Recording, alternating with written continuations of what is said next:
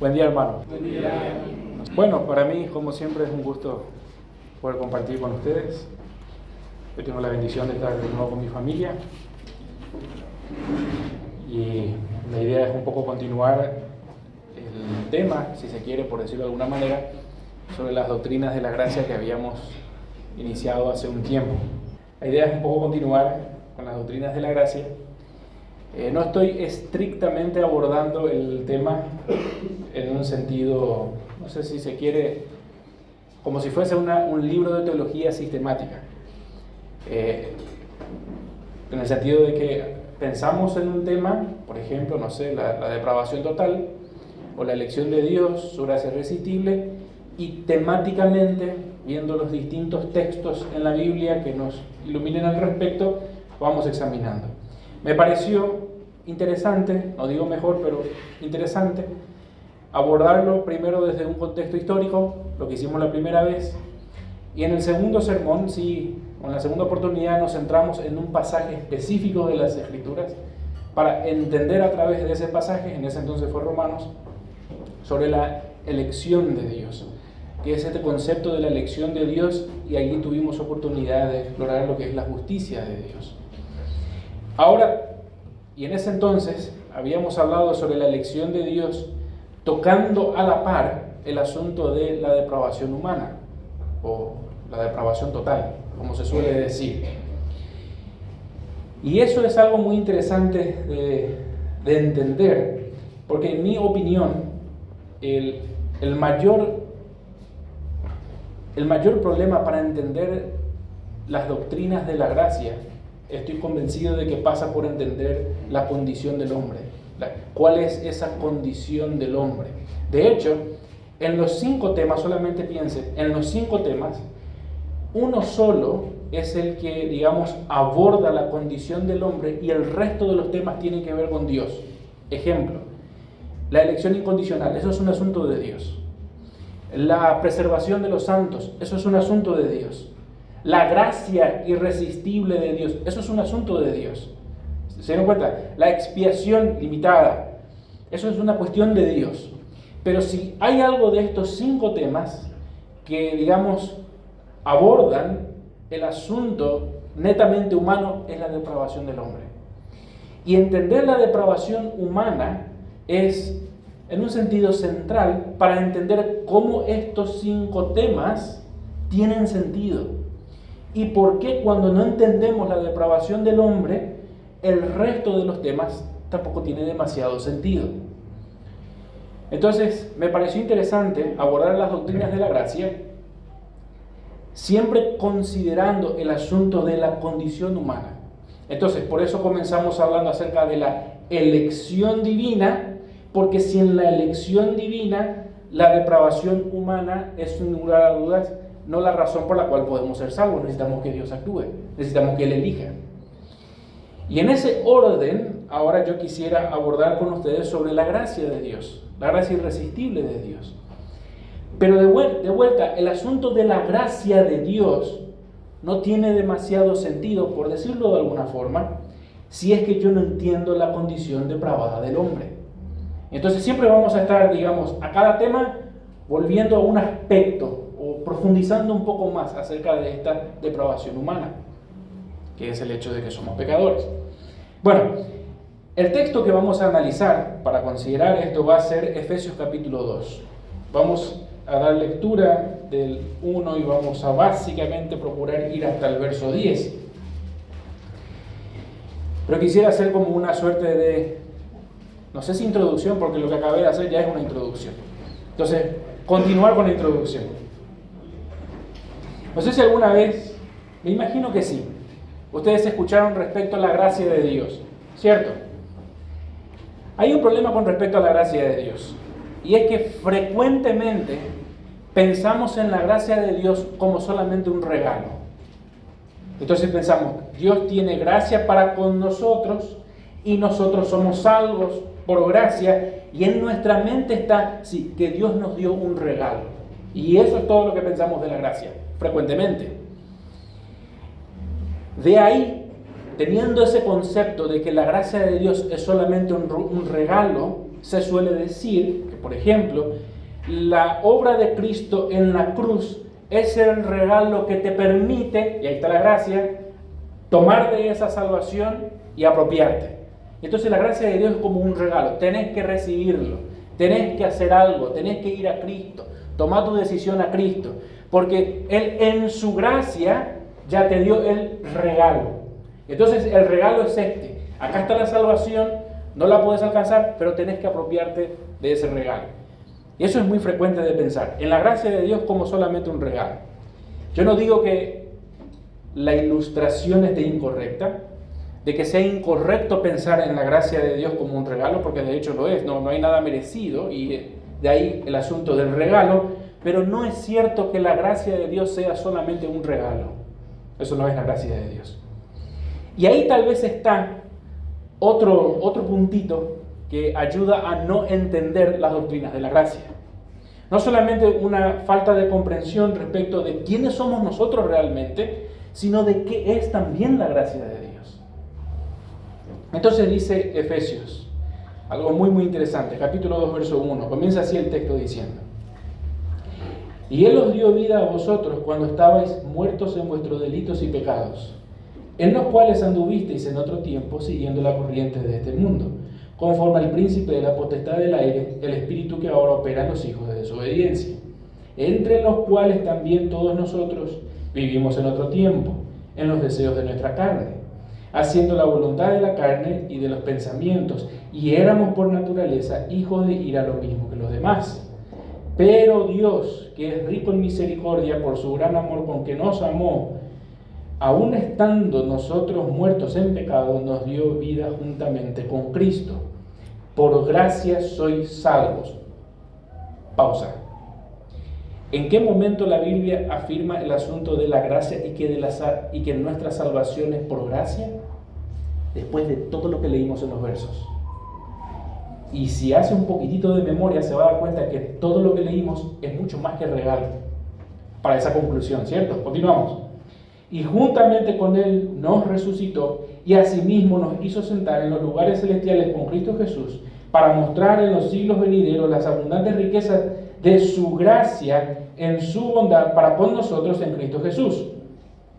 Porque por gracia sois salvos, por medio de la fe, y esto no de vosotros, pues es don de Dios, no por obras para que nadie se gloríe, porque somos hechuras suyas, creados en Cristo Jesús, para buenas obras, las cuales Dios preparó de antemano para que anduviésemos en ella. Ok. Cuando nosotros pensamos en nuestra condición pecaminosa y de la realidad de esa condición pecaminosa, los teólogos frecuentemente hablan acerca de la depravación humana, que básicamente es decir que el hombre se encuentra en un estado caído, tiene una naturaleza caída, inclinada hacia el pecado, etcétera, etcétera. Con esa frase, depravación humana, es lo que frecuentemente se suele decir o afirmar respecto a nosotros los hombres en nuestra condición, pero haciendo una distinción. Para entender nosotros la gracia de Dios, nosotros necesitamos entender primero cuál es nuestra verdadera condición. Y cuando hablamos de depravación humana, ya el término de por sí yo entiendo que resulta chocante porque a nadie le va a gustar que se le diga sos un depravado. Pero con depravación humana, lo que fundamentalmente no se quiere decir, y esto es importante entender, de que aunque nosotros sin lugar a dudas somos pecadores, no significa que pequemos todo lo que podamos pecar. Eso es número uno. Somos pecadores, sí, pero no es cierto que cada uno de nosotros pecamos todo lo que pudiésemos pecar. Todos nos damos cuenta que algunos pecan más que otros, obvio. Y por eso tiene, no sé, al ladrón, tiene al asesino, al violador, etc. Cuando hablamos de la depravación humana, tampoco eso quiere decir que los hombres sean incapaces de hacer bien alguno. Usted se recordará que Jesucristo en su momento llega a decir que si nosotros siendo malos hacemos cosas buenas, de cuidar a nuestros hijos, ¿cuánto más hará Dios que sin lugar a duda es bueno y no hay maldad en él respecto a nosotros. Entonces, la Biblia reconoce que los hombres en general, a pesar de que son pecadores, pueden hacer cosas buenas. Entonces, entendamos esto respecto a la depravación humana o la condición caída del hombre. No significa que los hombres solamente hacen y pueden hacer lo malo en todo su poder. No, eso no es así. Y tampoco eso no significa que los hombres, por ser pecadores, nunca jamás puedan hacer algún tipo de bien. Entendiendo eso, nosotros entonces necesitamos entender que el asunto de la depravación o nuestra condición pecaminosa no pasa tanto por nuestros estándares, sino por otros estándares. Usted se acordará, si es que tiene un poco de memoria, en el domingo anterior, cuando examinamos la justicia de Dios. Y un aspecto fundamental de entender la justicia de Dios era entender el hecho de que la justicia de Dios es una justicia que nosotros no la podemos determinar, ¿se acuerdan? Que la justicia de Dios es algo intrínseco de Él y nada tiene que ver con nosotros, y nosotros más bien tenemos que tomar de Él su justicia. Y es por esa justicia que nosotros nos encontramos en un estado injusto. Porque si miramos el estándar de la justicia de Dios, entonces nosotros estamos en falta. Bueno, el asunto de la depravación humana es similar a ese entendimiento que hicimos o reflexionamos sobre la justicia de Dios. Si yo tomo la vida nuestra, de la humanidad en general, y lo pongo en el plano terrenal, sin duda alguna nosotros vamos a concluir de que no, hay personas que son mejores que otras, hay personas que son más malas que otras, hay personas que pecan más que otras, y hay personas que son más, no sé, buenas con los demás. Pero si yo me salgo del plano humano y miro quién es Dios, entonces el asunto de la depravación toma otra dimensión. Y es esa dimensión con respecto a Dios que Pablo enfoca en el capítulo 2 de Efesios. Y Pablo hace una distinción que es significativa. Del capítulo 1 al versículo 10, básicamente hay dos grandes temas, que se corta en ese versículo 4 cuando dice, pero Dios. Por un lado, usted tiene una descripción de quién es el hombre o de quiénes somos los hombres, y por el otro lado usted tiene una descripción de quién es Dios y cómo, entendiendo quién es Dios y qué es lo que Él hace, es que nosotros finalmente somos. Entonces ahí tiene los dos grandes temas de los versos 1 al 10. Por un lado, la realidad, como dice un comentarista, creo que era John MacArthur, la realidad de los muertos vivientes y la realidad de la necesidad de la gracia de Dios. Entonces tienen estos dos temas que están contrastados. Por eso les mencioné en la introducción que para entender la gracia de Dios, nosotros primero necesitamos seguir entendiendo cuál es nuestra verdadera condición. Y note cómo comienza el texto, diciendo, y Él os dio vida a vosotros cuando estabais muertos en vuestros delitos y pecados. Hay algo llamativo, que Pablo habla a los efesios, personas que estaban vivas. Cuando él escribe esta carta, los efesios estaban vivos, la iglesia que leyó estaba viva, así como nosotros hoy leyendo la Biblia, los hermanos estaban vivos. Pablo le está diciendo a personas que están vivas que recibieron vida. Raro, ¿verdad? Y que esas personas que estaban vivas recibieron vivas estando muertas, pero nunca resucitaron, siempre estuvieron vivos, ¿verdad? Eso significa, y es muy obvio cuando lo pensamos de esa manera, que de la muerte y de la vida del cual Pablo aquí está hablando, no es de la muerte que nosotros entendemos. Porque los efesios cuando leyeron esta carta, no es que estaban todos muertos en tumba y de repente resucitaron, volvieron a la vida y leyeron la carta. Siempre estuvieron vivos. Y Pablo simplemente le dice, hubo un tiempo de su vida en la cual ustedes estuvieron muertos, pero estaban vivos. Pero luego, estando muertos, tuvieron vida, estando vivos. Es obvio que Pablo no está hablando de la muerte, así como nosotros le llamamos, Y también es obvio que Pablo no está hablando de la vida, como nosotros entendemos comúnmente de la vida. Cuando Pablo habla de la muerte, usted note que lo describe. ¿De qué muerte está hablando? Y él dice, delitos y pecados, muertos en delitos y pecados. Ahí tiene la descripción de la muerte. En la Biblia, respecto de la muerte, no se habla como normalmente nosotros pensamos de la muerte. Hay varias muertes que son mencionadas en la Biblia. Una, sin lugar a dudas, es la muerte física, la que todos nosotros conocemos. Pero esa no es la única muerte de la que se habla en la Biblia. En la Biblia, por ejemplo, se habla de la muerte espiritual. Ahí tiene otro tipo de muerte. En la Biblia se habla, por ejemplo, de la muerte eterna. Ahí tiene otra clase de muerte. Pero esos son conceptos de muerte que comúnmente nosotros no lo tenemos en la mente. Ahora, ¿sabe qué? La Biblia le da mucha más relevancia e importancia a la muerte espiritual y a la muerte eterna que a la muerte física. Y usted se dará cuenta que nosotros comúnmente pensamos más en la muerte física que en la muerte espiritual y en la muerte eterna. Pero ese no es el énfasis de la Biblia. La Biblia es al revés. Y así como en la Biblia hay un claro énfasis en que la muerte verdadera, por decirlo de alguna forma, es la espiritual y es la eterna, también la vida verdadera no es la vida que nosotros llamamos vida, sino que es la vida espiritual y la vida eterna. Cuando la Biblia habla de la vida, el énfasis de lo que es vida nunca está en lo que nosotros entendemos de la vida. ¿Sabe qué nosotros entendemos de la vida?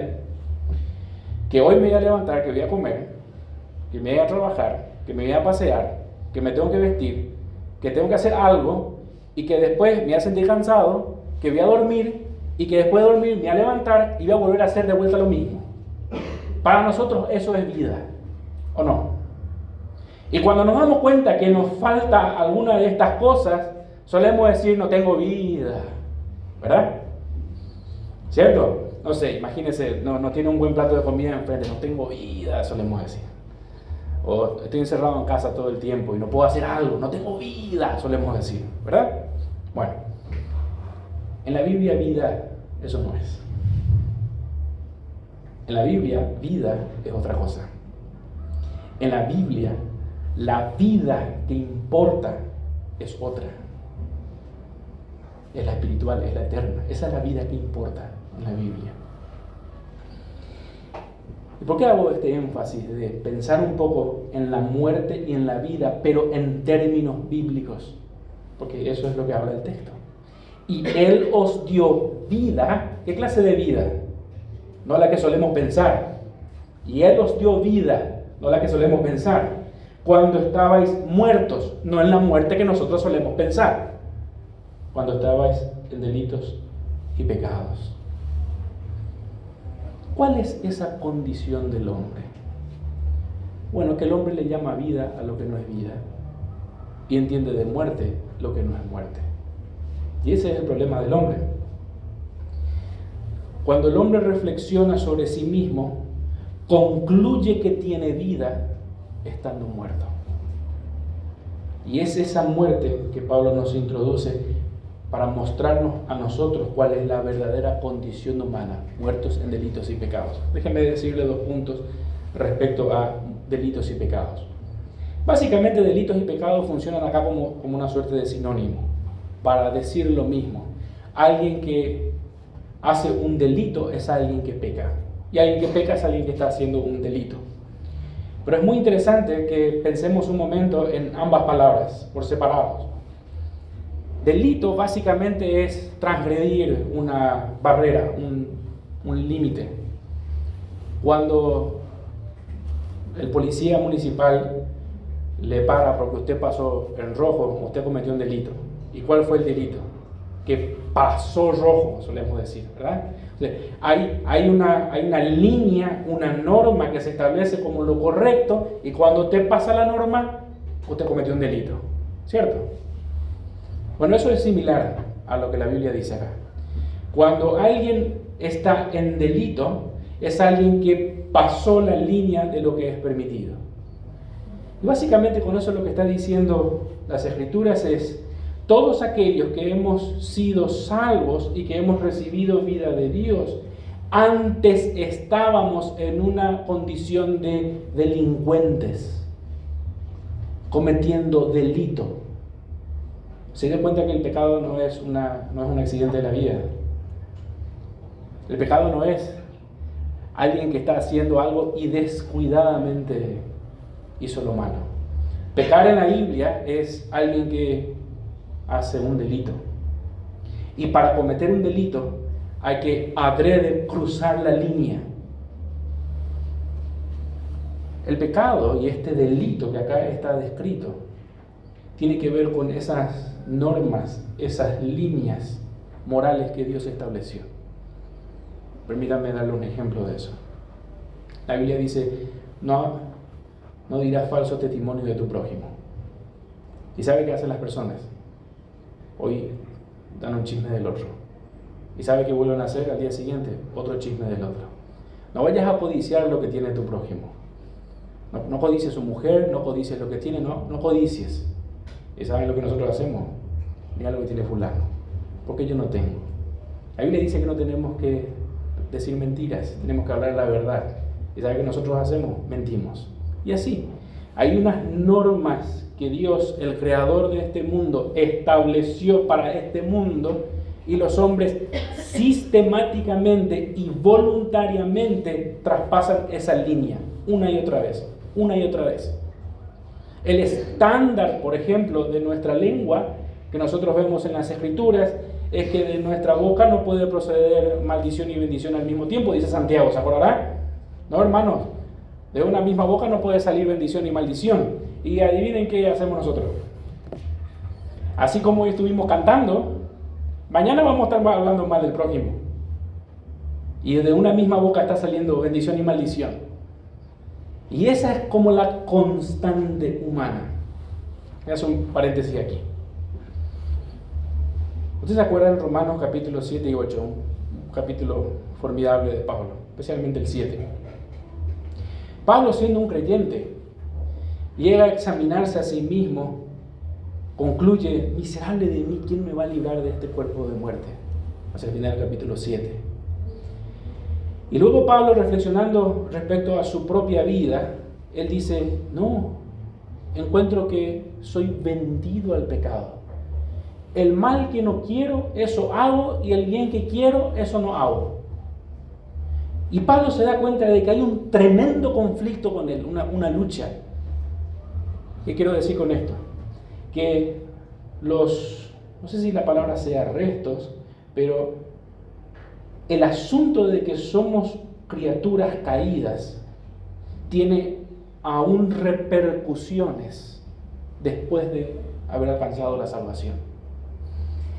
Tal es la caída nuestra, tal es la depravación nuestra, que Dios en su soberanía y en su voluntad ha querido que al momento de que nosotros seamos salvos, no instantáneamente seamos glorificados, sino que en el transcurrir de nuestra vida cristiana nosotros vayamos santificándonos. ¿Se dio cuenta? Que nosotros vayamos siendo conformados a la imagen de su Hijo. ¿Se dio cuenta? Ahora, ¿qué les dice eso?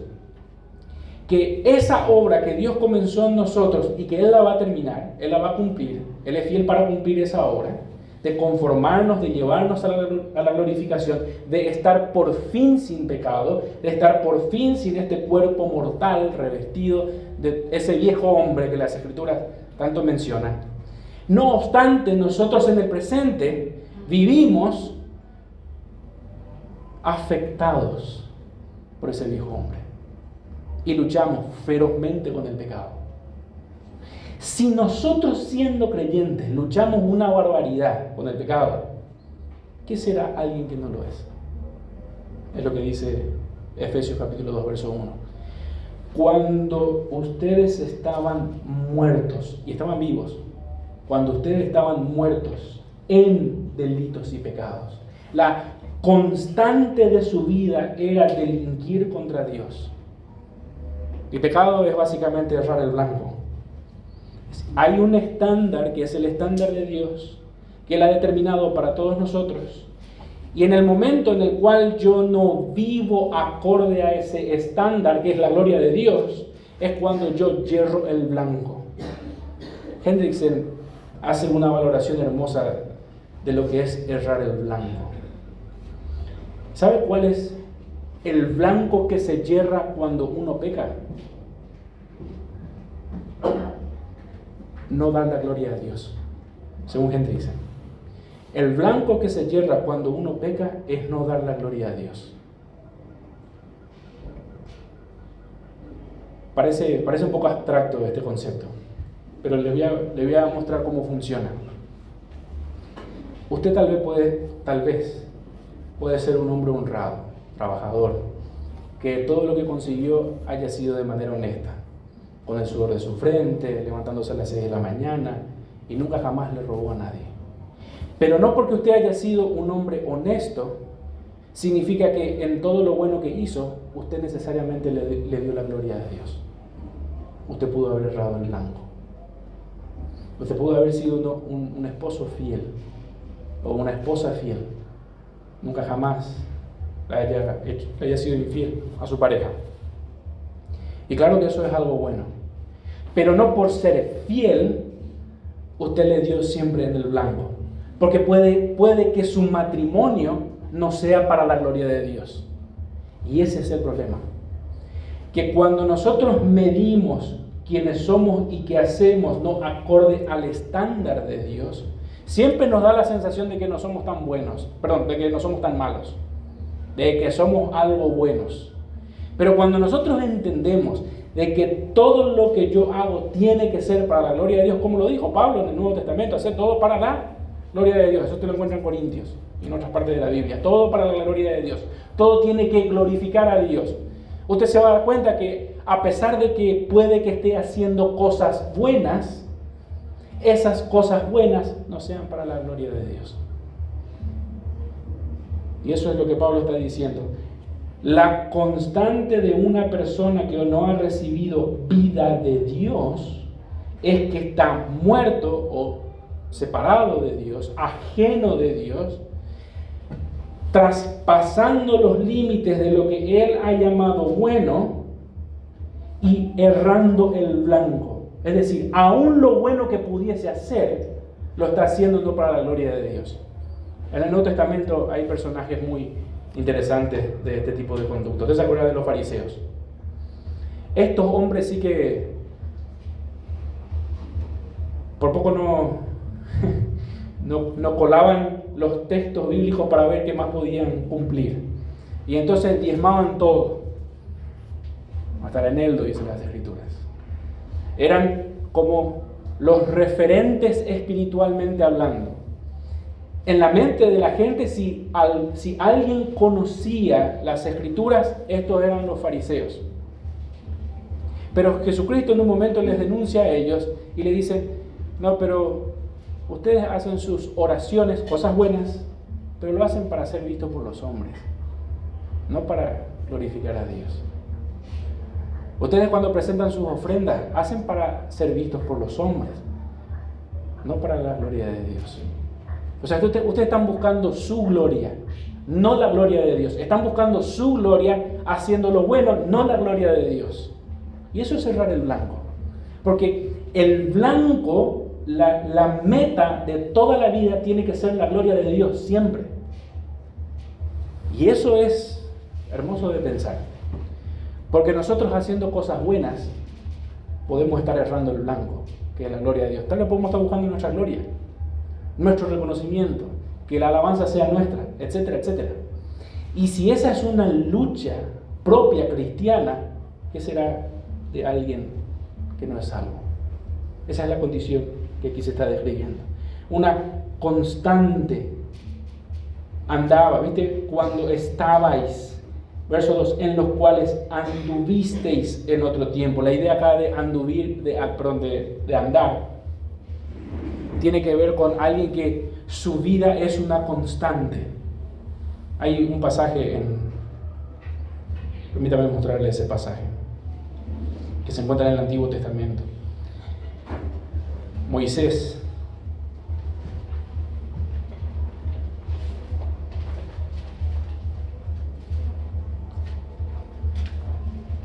Éxodo capítulo 16, verso 4.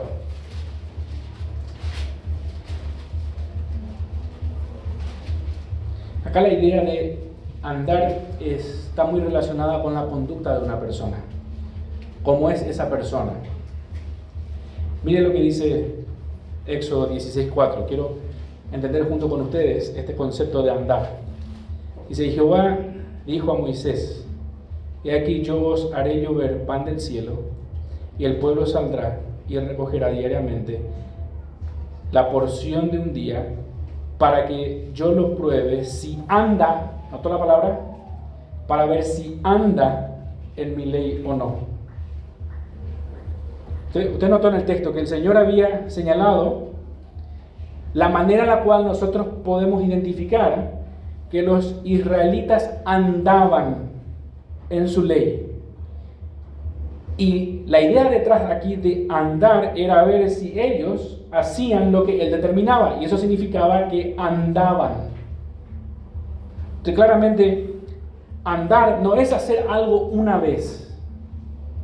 Andar es un hábito, para ver si los israelitas tienen el hábito o la conducta diaria.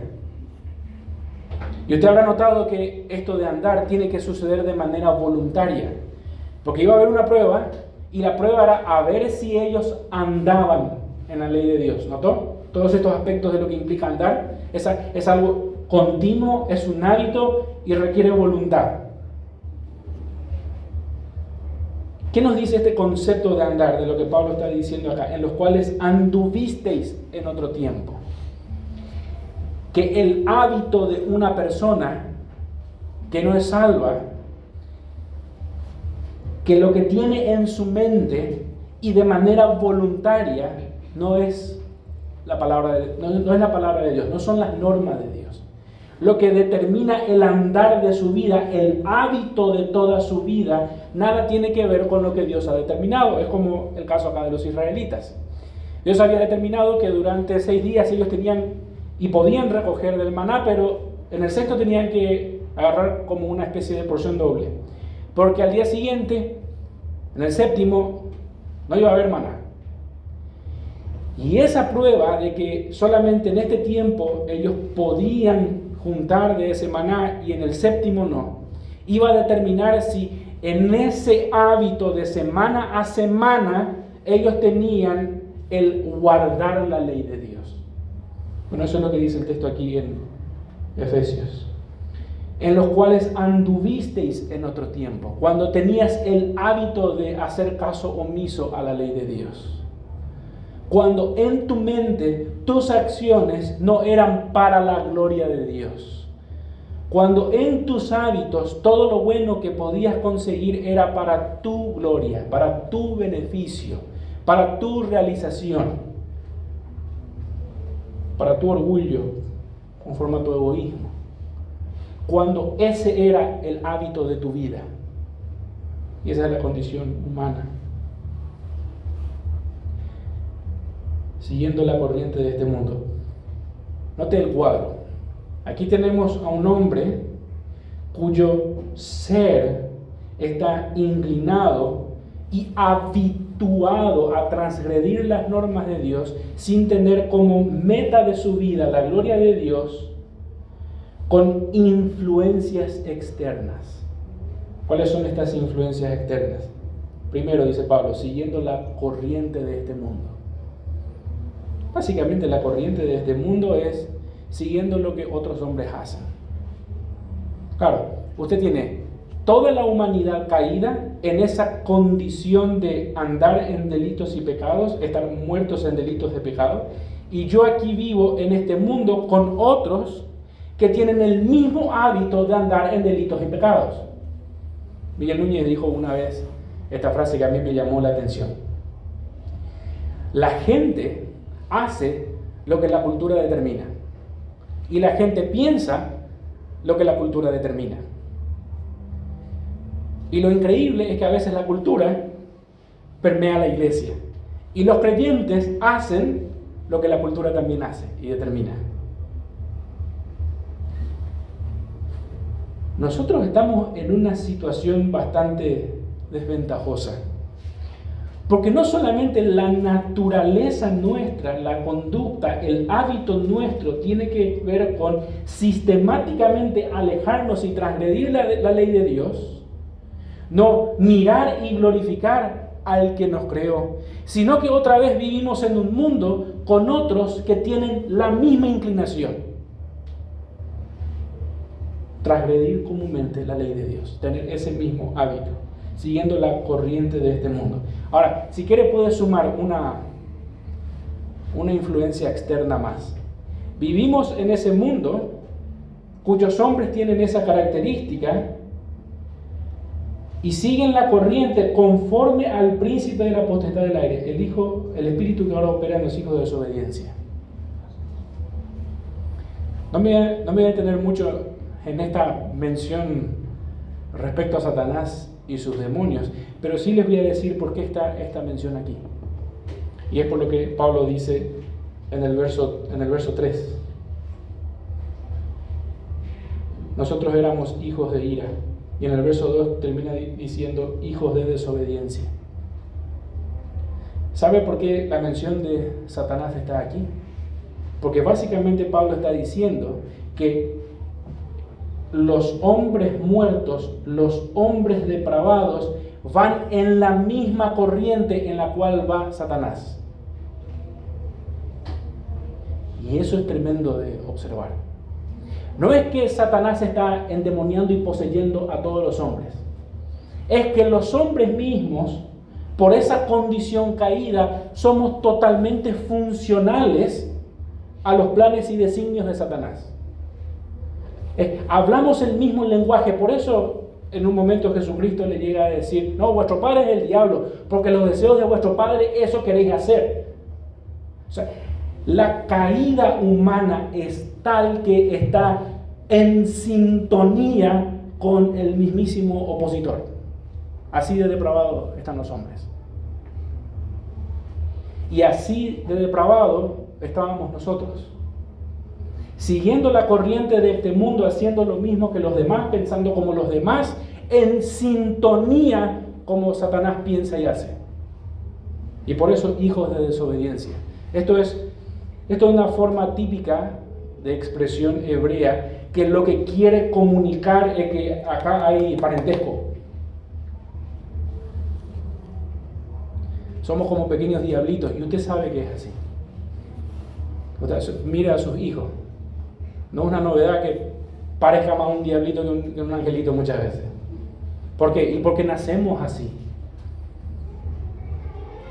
Nosotros en guaraní tenemos una expresión y usamos más frecuentemente de los otros.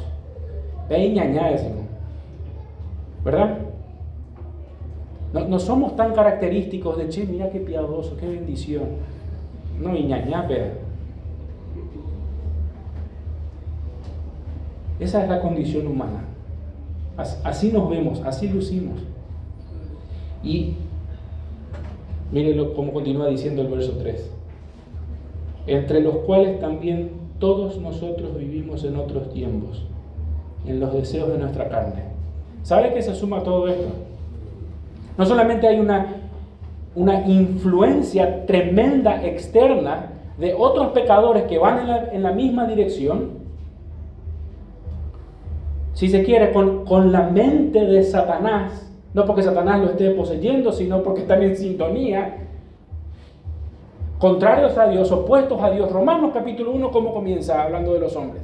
¿Quiénes son los que con injusticia detienen la verdad? Los hombres. Nosotros somos los que hacemos eso. Con injusticia detenemos la verdad de Dios, nos oponemos a su verdad. Y eso es satánico. Aparte de toda esta influencia externa y esta condición mortal que habla Efesios, ahora tenemos un problema. Todos nosotros vivimos en los deseos de nuestra carne. ¿Sabe qué significa eso? Que si usted estuviese en una isla, solo, no estuviese otro pecador, que pueda influenciar sobre su vida, usted igual va a pecar. Basta que se caiga, no sé, un coco de la palmera y usted va a empezar a maldecir. Va a empezar a decir insultos. Lo va a hacer. ¿Por qué? Verso 3. Todos nosotros en otro tiempo vivimos en los deseos de nuestra carne. Hay un problema con nosotros, dice el texto.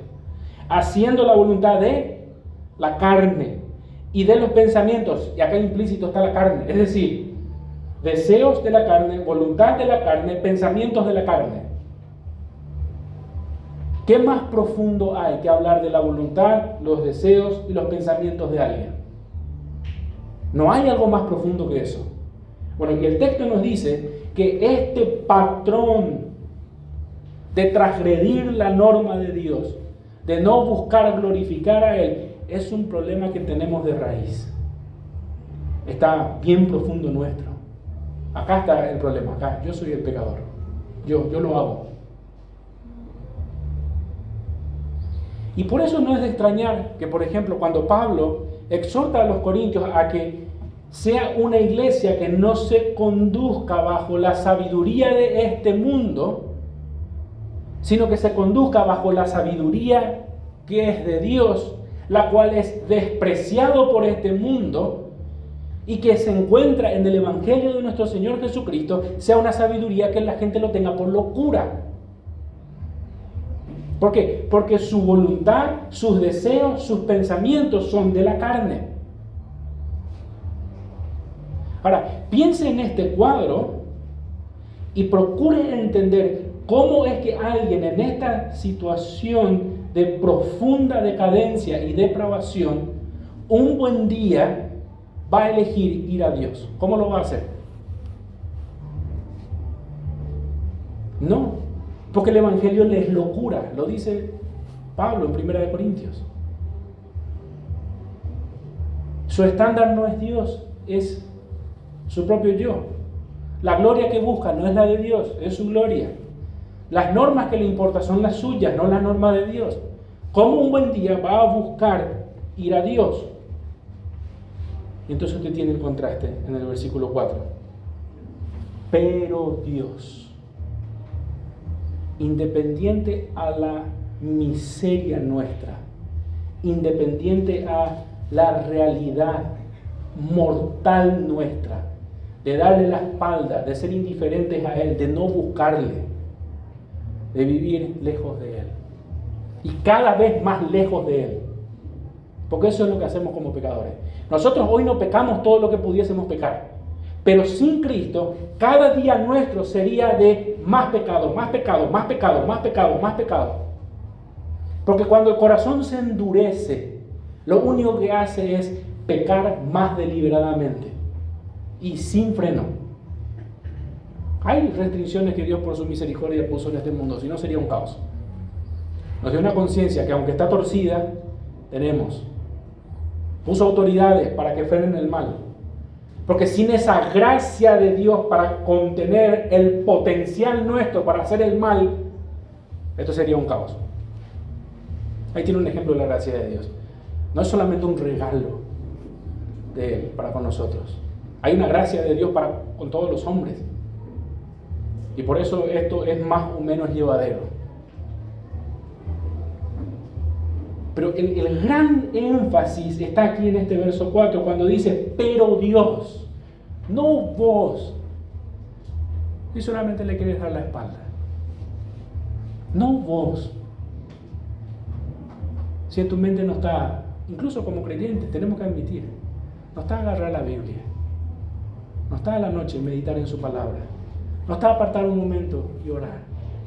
No está muchas veces poner canciones y cantar con salmos e himnos en nuestra casa.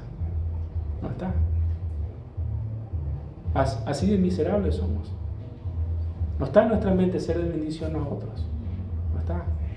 Luchamos, horrores luchamos con eso. Pero Dios, aún siendo como somos, pero Dios, verso 4, que es rico en misericordia, con su gran amor que nos amó. ¿Sabe por qué es grande el amor de Dios? Porque nosotros somos criaturas despreciables. Por eso es grande su amor. Porque ¿qué atractivo tenemos nosotros? Y ninguno. Por eso es grande su amor. Porque no le sumamos nada a Dios. Nos amó porque quiso. Por su gran amor con que nos amó. Verso 5, perdón. Aún estando nosotros muertos en pecado. Aún estando. Que no le estábamos buscando. Cuando nosotros entendimos la verdad del Evangelio, no le estábamos buscando a Dios. Mentira. No es cierto, yo un buen día, no sé, me di cuenta que acá estaba todo mal y escuché de una iglesia y quise ir. No, nunca buscamos a Dios. No lo hacíamos. Me encantó, no sé quién fue el hermano que pidió como motivo de oración poder impactar el barrio. El barrio sigue la corriente de este mundo, como lo hacíamos nosotros. No es nuestro poder, nuestra fuerza, nuestro ingenio lo que va a convencer al barrio. Es que Dios con su gran amor los llame. Y nosotros tenemos que orar por eso. Dios, salva, ten piedad. Ahí están otros como yo. Mi familia, mi mamá, salvales, Señor. Salvales. Ellos no van a ir a ti, salvales. Porque no va a ser distinto. Con nosotros no fue así. Nosotros necesitamos del amor de Dios. Aún estando muertos, aún estando en esa condición miserable, nos dio vida con Cristo. Vida, la de verdad, hermanos. Cuando dice nos dio vida, no es que nos permitió, a pesar de que nos sigue permitiendo levantarnos cada mañana y hacer todas las cosas, es que eso que hacemos, que es tan monótono y rutinario y si se quiere aburrido, tenga significado verdadero. De que haciendo lo que hacemos tengamos vida, es decir, que con lo que hagamos podamos entender de que es para la gloria de Dios. Y entonces me esfuerzo para trabajar porque quiero glorificar a mi Señor.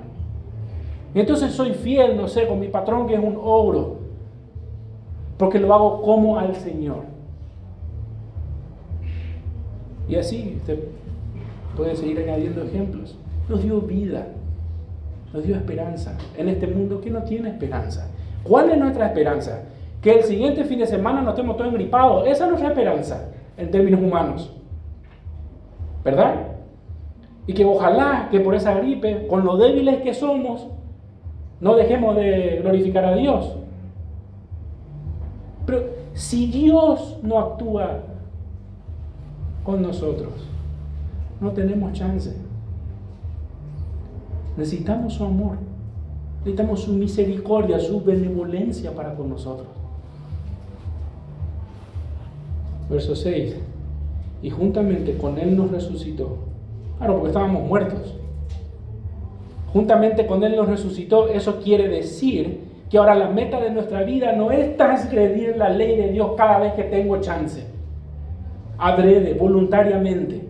Ahora la marca de mi vida, el hábito de mi vida no es no glorificar a Dios, sino que ahora fui resucitado de esa vana manera de vivir.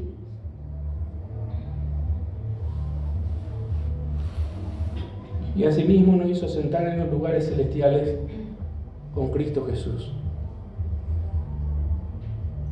para mostrar en los siglos venideros las abundantes riquezas de su gracia en su bondad para con nosotros en Cristo Jesús. Claro, nosotros entendemos su amor, entendemos su bondad, su misericordia, su gracia, cuando primero entendemos quiénes somos. Cuando primero vemos nuestra miseria. Cuando primero vemos nuestra torpeza, ahí entendemos su gracia. Y ahí desesperadamente decimos, Señor, yo necesito de tu gracia, porque soy un desastre. No porque tengo una ofertita llamada el Evangelio y yo decido tomar de ese regalo. No lo vamos a hacer. No lo vamos a hacer por nuestra condición caída. Verso 8. Porque por gracia soy salvo. por medio de la fe, y esto no es de vosotros, pues don de Dios. Sí, pero yo decidí creer en Jesús. No decidiste nada. Es don de Dios. ¿Qué es don de Dios? La salvación, no de la fe estaba hablando. De la fe.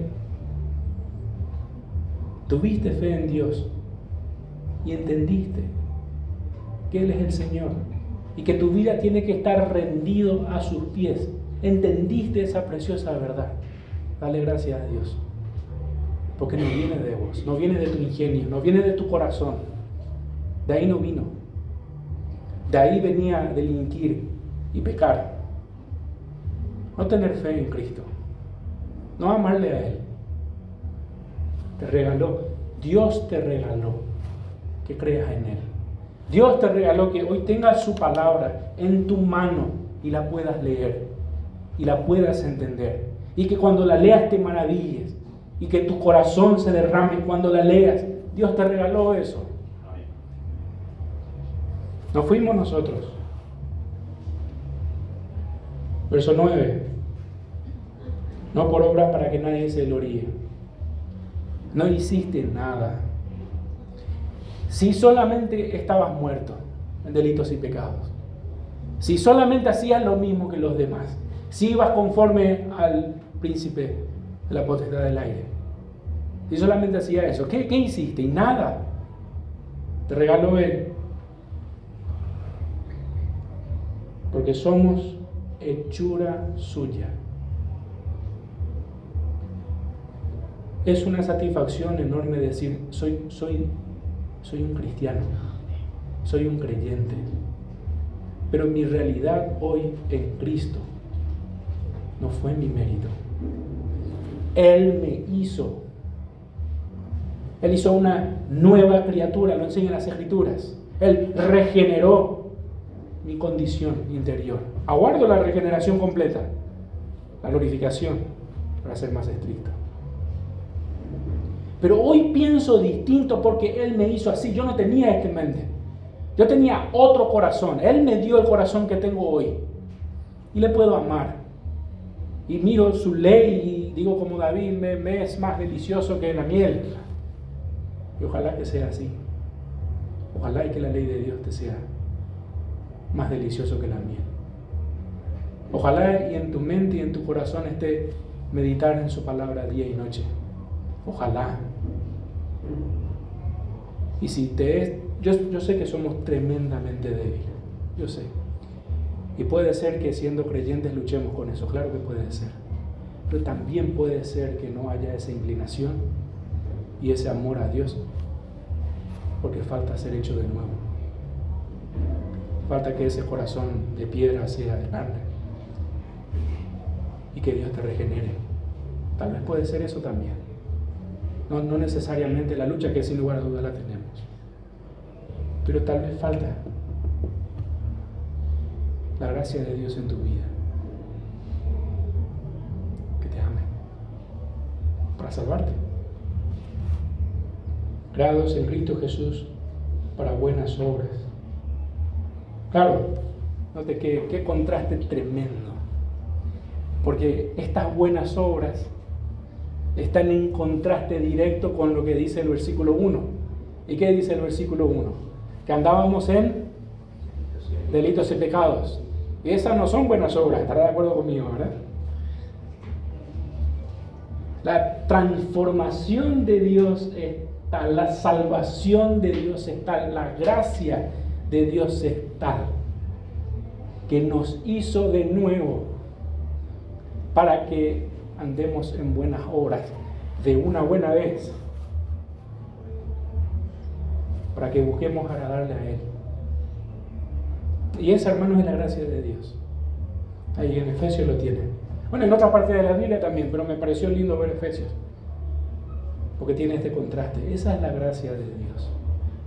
Esa es la salvación de Dios. Que Él hizo todo. Que nos hizo sus hijos por puro amor,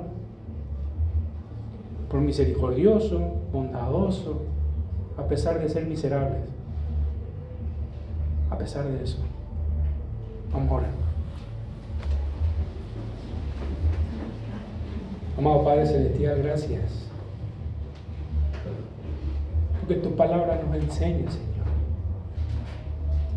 a entender quién eres tú y quiénes somos nosotros. Nuestra necesidad de ti, Señor, es enorme. No solo para la salvación, sino para nuestra vida misma. La realidad es que estamos en pie, Señor, porque tú nos mantienes en pie. La realidad es que podemos decir que somos hijos tuyos y fieles a ti, porque tú nos fortaleces. Tanto es tu amor que diste tu Espíritu para que more en nosotros. Tanto es tu amor que nos ha cambiado internamente, has hecho de nosotros nuevas criaturas. Señor, aún lo desperfecto nuestro en esta vida, sin lugar a dudas, es culpa nuestra, porque admitimos no ser fieles y te pedimos perdón por eso. Pero Señor, lejos de angustiarnos, sentimos gozo, porque sabemos que tenemos perdón en Cristo. Sabemos que con la sangre preciosa derramada en el Calvario, aún nuestras faltas hoy están cubiertas. Te agradecemos porque tenemos esperanza de vivir y ser agradables a ti, no por nuestros méritos, sino por lo que tú haces con nosotros. Señor, que nosotros nos fortalezcamos en Cristo, nuestro amado Salvador. Que apreciemos, Señor, a pesar de la torpeza de nuestras mentes, quién eres tú y cómo deleitarnos en ti, Señor. Tú eres la vida. Jesús lo dijo. Yo soy el camino, la verdad y la vida. Señor, ayúdanos a dimensionar la vida en Cristo, Señor. Y que apreciemos y valoremos esa vida. Gracias, Padre, por todo esto. En el nombre de Cristo Jesús. Amén.